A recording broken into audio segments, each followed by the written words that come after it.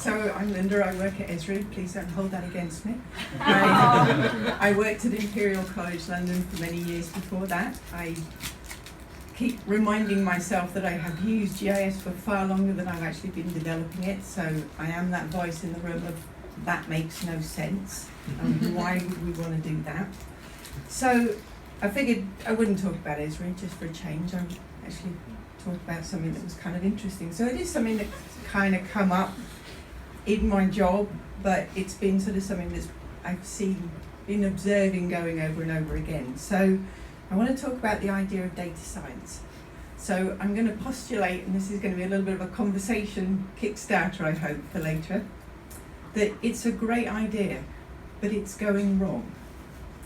So we're all using data. I think that's fairly safe for me to say that. We all use data. Data, what is data? It's big business. It's technology. It allows us to create technology.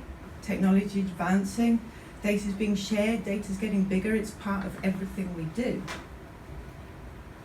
So does data science hold the key to unlocking the answers in everything that we're looking for? Is this now the answer to us being able to find all of the answers? Well, potentially. But I do think that data science is this great idea that's going wrong. It is very much still an emerging discipline, so it may just be that it's going through the growing pains. It's become this sort of trendy term. Everybody wants to be a data scientist. We're all hearing if we say we are, we're going to earn more, so we're all data scientists now.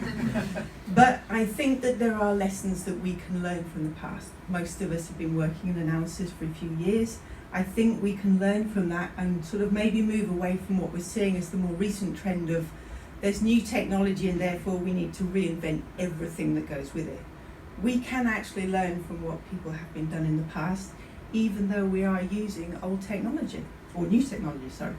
In the same way that is a map, not just a map, whether we've done it on printing plates, whether it's painted, whether it's hand-drawn, whether we've done it through coding, whether we're using an application, a tool, whatever, it's all different forms and there are different rules that we will follow or different considerations that we have, but ultimately it's a map and that doesn't change because of all of those technologies. So what is data? Well, when I was looking this up, I learned something new, that it's actually plural for datum, which is Latin for a given. So I kind of like the idea that it's a little gift that we're given that we can either use or abuse. Now, obviously, we all know there's different types of data. There's qualitative, quantitative, spatial, temporal. We need to consider all of those different factors. So what's this got to do with the fact that I'm saying data science is a good idea going wrong? Well, data has inherent issues with it. Most of us have had to face that at some stage. We need to know how to handle those errors in order to make our analysis and our data visualizations and our maps worthwhile. So if we base all our conclusion on something that was actually flawed at the start of it, without considering those flaws and taking those into consideration, it doesn't strike me that that's a good path to success, whether we call ourselves data scientists or not. So I think we need to consider that data is what it actually is. So data is something that guides us. It informs us as analysts. It gives us knowledge. That's maybe all it does. There are all of these issues that may be contained within the data itself, all of the different components that it has, and that's even before we get to interpreting it and visualizing it, in which we have more considerations we need to take into account. So in terms of the data collection, obviously there's data completeness, the ascertainment levels, the errors in which that was collected or where it's been put. There's probably some kind of bias in that data. Not because somebody was making mistakes on purpose, but data is collected for lots of different reasons, and where chances are we're using it not for the exact reason that it was collected for. So that's going to bring in some kind of bias to your data. You can't change that, but we can absolutely interpret it and share that when we're sharing our information. There may be delays in which we're getting that reporting. So we've just heard about how time is of the essence. Well, it may be true for whatever you're sharing or analysing within that data itself. And then you've got all of those things to consider in the spatial accuracy. So things may have moved. So this is an example of postcodes moving just between one year and the next. So if you've bundled all of that data in and you're actually analysing how things have changed between one postcode to the next, and you're comparing it over 3-4 years, you've lost the fact that that postcode is not the same postcode. It's not the same population that you're talking about anymore. That's lost in your story. It may be lost in your analysis. So we need to consider that. We've also heard about projections, again, something else we need to consider. Remember that we are now all mostly working within a computer. It is not the real world. We're talking about this as if it's real. What we're trying to do is represent the real world in a computer. That's going to introduce some kind of considerations we're going to have to take in, some kind of shortcuts, some kind of decisions that we're making. You know, our places is a factory, a point. Well, no, it's probably an area. You got given a point data set of where the factories were. That's your decision to continue to use that as a point data set. Or it may be your decision to go out and, as we saw from Lily, actually get those exact parcels of that land. In one case it may not matter at all, in another case it's absolutely vital depending on what you're actually doing. So we are all making that decision either as the analyst or as the person who is sharing that visualization. Does it matter that it covers an area to your readers, or does it matter that it's just at that location? The scale of the investigation we're doing it for, if we're talking about individuals being affected by something, and we're doing the study by postcode, well, okay, you're talking about 12 to 15 people possibly. If we're doing it by county or district, that's now not affecting individuals, that's a group of people we're talking about. Maybe the only data you have, but it might change the way in which you are telling the results of your analysis or even sharing the results. We also make decisions as to how we're doing that analysis, or again, how we're sharing it. So these are sort of conceptual areas. So we have to make some kind of simplistic ideas or simplifying what we're talking about and ignoring the real complexity. So again, we're simplifying reality because we have to. And we would say that maybe, this is, a lot of my examples are from health because that's what I studied before. We might say that these people within a certain distance are exposed to something. Well, are you telling me if they're 1 meter out from that line that I decided they're now not exposed? I would say no. We have to make borders, we have to make lines. But that doesn't mean it is an absolute hard line. That's what we're having to do to express this. But again, we have to consider that when we're doing our analysis and sharing it as to whether that actually impacts as to what people would understand. Most of us aren't doing a sort of a simple story as to this is happening right here. It may be the start point, but a lot of it will involve collecting data that may have been over different periods of time that you're talking about in terms of your analysis. So obviously things change over time. So it may be that the data I've already mentioned will have changed so much that it's not appropriate anymore. It may be that the example here is of different diseases. So we actually classify diseases by ICD codes, International Classification of Diseases. And every few years there's a new set of numbers that we come out. So each disease is assigned a different classification number. So when you go to the doctor or hospital, they have that number in which they decided this is the disease you have. And you'll see, looking at this chart, each time we have a new classification of disease, all of a sudden we're all getting new diseases. Now it's not that we actually are, it's just that, well, we've decided that there's a subcategory that's now important. Or it may be that so many people are getting it that actually we can break it out and we're seeing that it's impacting in different ways. So again, if you're grouping that data over those changes of years, you might suddenly see this sudden peak in a new disease coming out. And it's not true, it's just that we've got a new classification within that data. Now this is going to be true of all sorts of different data sets. We start coding things better, we're usually improving our digital data. It doesn't mean that things are suddenly starting to appear, it's just that we're now suddenly starting to understand it and see it. People, they're a real nuisance, they move around. We're trying to map them and put them in the one place and saying this is what's happening. And there they go moving in the day. We leave from our homes and we go to our jobs. And then we say, look, this is what happens to this population. Well, I don't spend very long at my home, unfortunately. Most of my life is spent at my job. So if they're going to talk about what's happened to me, and it's something to do with my environment, that's not the same environment. Especially in somewhere like London, most of us have travelled across that city and we've experienced something different. It may be during that journey, it may be during the commuting and travelling that you're talking about. So all of these things make it very difficult for us to get to the truth, and it doesn't matter. What we have to do is just be honest about what we're seeing and how we're interpreting that data. So many of us have actually been analysing this kind of deficient data for many years, and there are a lot of discoveries and understanding that we already know from this data, and we can learn from all of that. I think that technology is going to help deal with some of these data problems. We are getting better at this, and we are able to code a lot of the things in, and the technology is improving us to help do it ourselves. But I think it's going to be a long time before it is going to be a click and fix.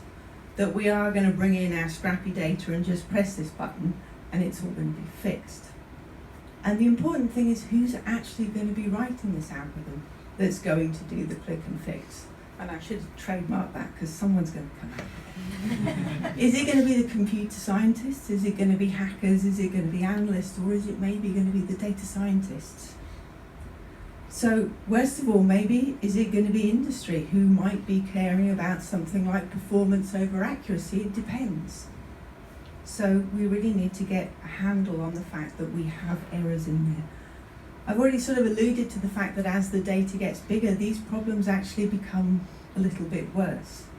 Because irrespective of how big that data is, there's still going to be those imperfections and biases within that data. It's just that they actually become more hidden. Because now we're starting to get good R-squared values. We've got good statistical numbers. So it's got to be right.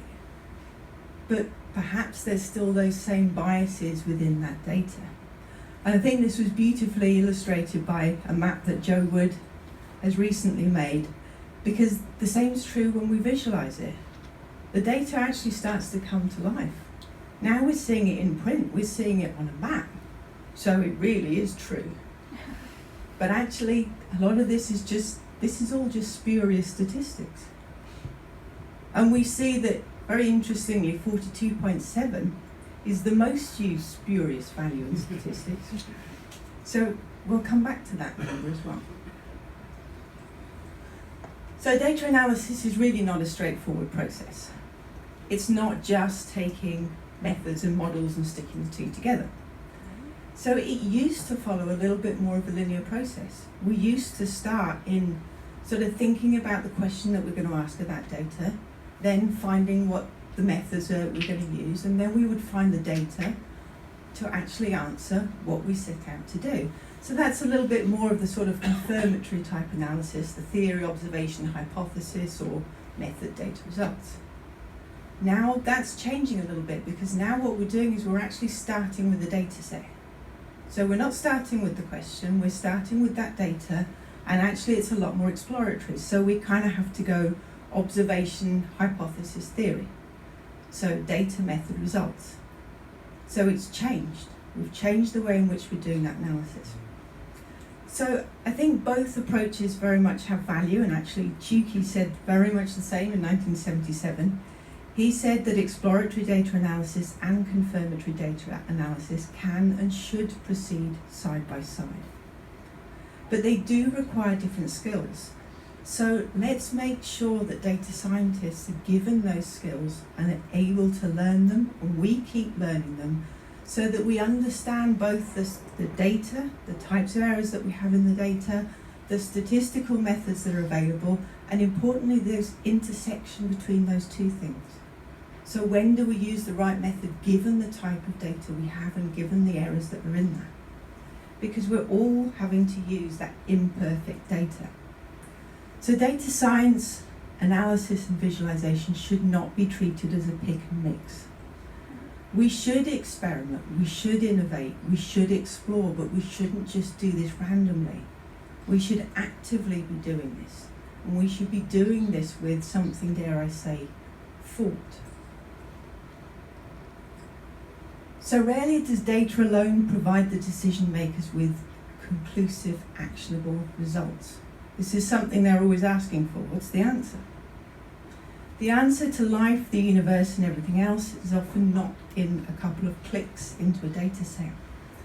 And trust me when I tell you I have actually been expected to demonstrate that it is indeed just a couple of clicks if you use the right tool. We should embrace the fact that answers don't just fall out of data, and that we're usually left with more questions, more caveats, and more sort of answers that we want to seek from that data. We should be ensuring that we interpret our analysis beyond the data. We're thinking about it so that we can provide answers, and that takes expertise, experience, and thought. So we don't present results anymore. We all tell stories. And we can make them easy to understand by everyone just because we can visualize them. So here we are again, we're back in that candy store, back in that pick and mix. We're making that eye-catching, compelling visual, and we've completely discarded the ingredients and the candy, the sweet that we were originally making. It's now all about that shiny outside. So we do really need to think about this. So, oops. Let's go back.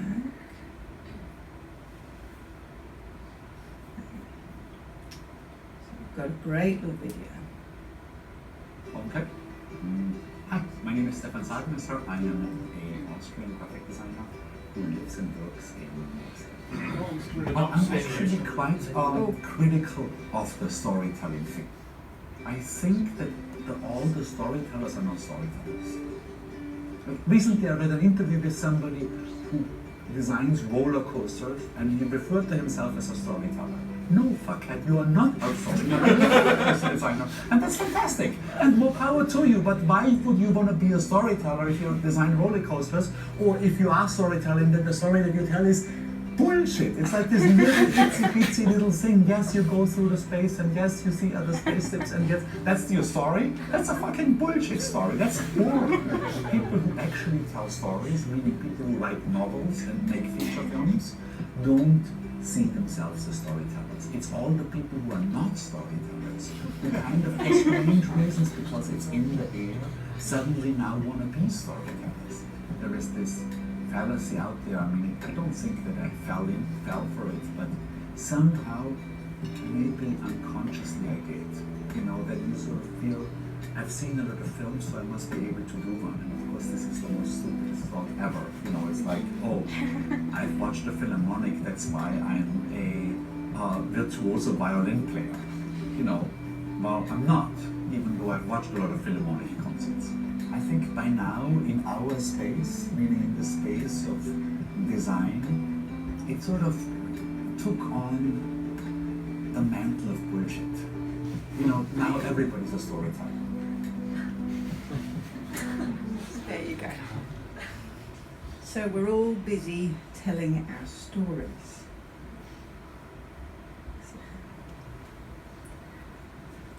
So, once again, I'm going to say we need to think about what we're really doing. And what I'm actually trying to get at is saying that I'm really saying all of us and data scientists need to embrace the idea of critical thinking.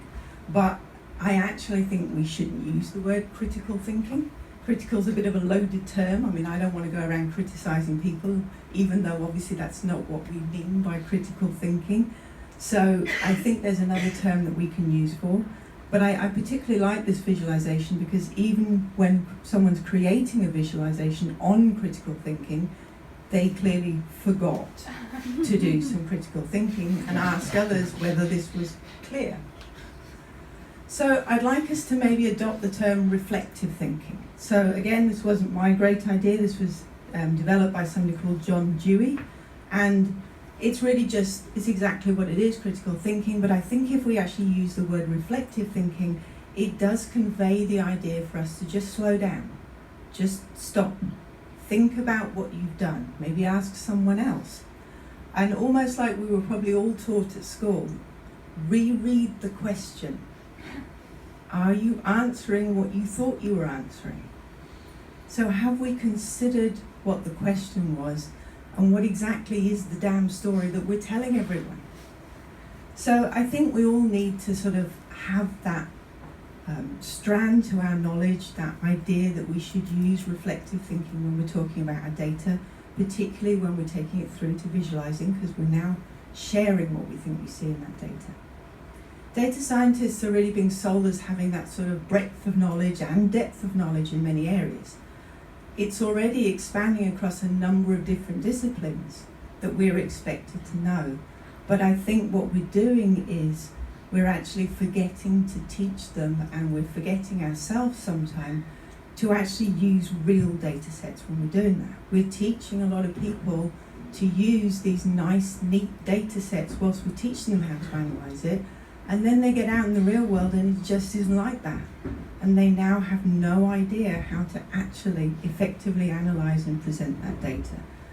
So we want to make sure that all the skills that we teach and that we're learning are applicable to everyday analysis that we use in the data field. Data is very much an imperfect reflection of the real world. It's rare to be conclusively able to say anything about what we find. And dressing up the results that we create in flashy, dancing graphics with music doesn't make it any clearer for anybody else to understand the story that we're seeing in that data. They may be compelling, but are they clear, digestible, and ultimately a story that anybody wants to follow? I highly doubt it. So thank you. That's my thoughts on data science.